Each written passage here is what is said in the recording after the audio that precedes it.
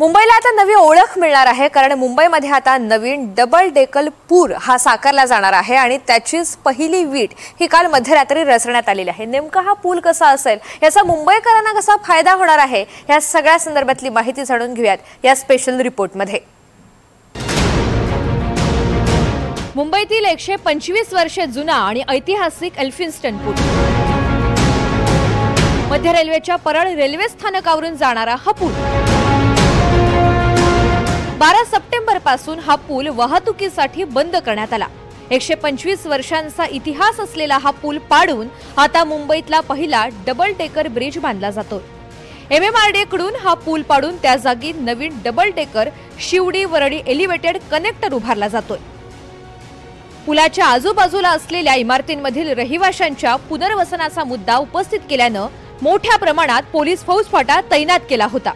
आजपासून पुढील 60 दिवसात म्हणजे 2 महिन्यात हा पूल पाडला जाणार आहे, तर पुढच्या 16 महिन्यात पुलाचं काम पूर्ण करण्याचं लक्ष MMRDAचं आहे। तर रहिवाशांचं म्हाडाच्या इमारतींमध्ये पुनर्वसन केलं जाणार आहे। बड़ी तकलीफ होने वाली है, क्योंकि यहाँ टाटो हॉस्पिटल, वाडिया हॉस्पिटल, कैंसर के पेशेंट दूर दूर से आते हैं और उन लोग को तो रहने का जगह नहीं रहता। बहुत ही तकलीफ होने वाली है।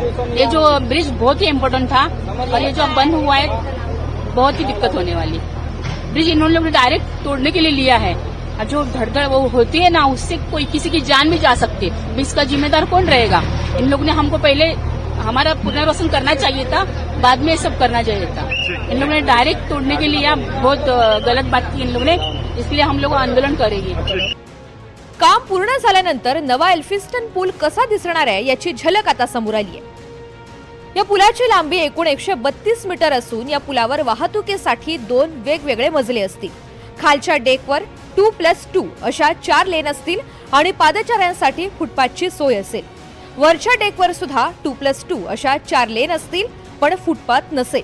वरच्या मजल्यावरून वरळी शिवडी दरम्यानची वाहतूक होईल। वरचा डेक हा खास करून अटल सेतूला जोडला जाणार आहे। हा पूल ओपन वेब गर्डर या अत्यंत मजबूत आणि टिकाऊ डिझाइन मध्ये बांधला जाईल। या संपूर्ण प्रकल्पाचा अंदाजित खर्च सुमारे 167.35 कोटी रुपये आहे। आपण सध्या आहोत एल्फिन्स्टन ब्रिज या ठिकाणी। आपण पाठीमागे बघू शकतो, काल रात्री 10 वाजता वाहतूक विभागाच्या वतीनं या ठिकाणी ब्रिज जो आहे तो बंद करण्यात आलेला आहे। आपण या ठिकाणी बघतोय की ब्रिज तुटलेला जरी असला तरी मात्र काही नागरिक जे आहेत ते गाड्या या ठिकाणून नेण्यात येत आहे।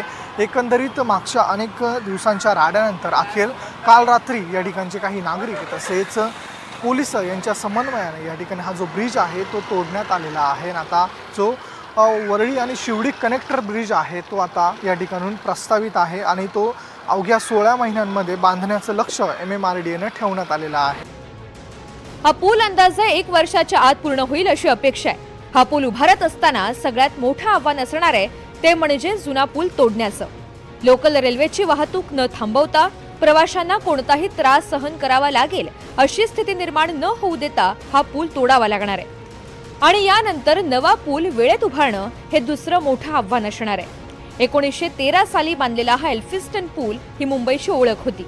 आता होणारा डबल डेकर पूल ही नव्या मुंबईची ओळख असणार आहे। ऋतिक गणकवार, NDTV मराठी, मुंबई। हे आहे NDTV आणि आपण पाहत आहात NDTV मराठी।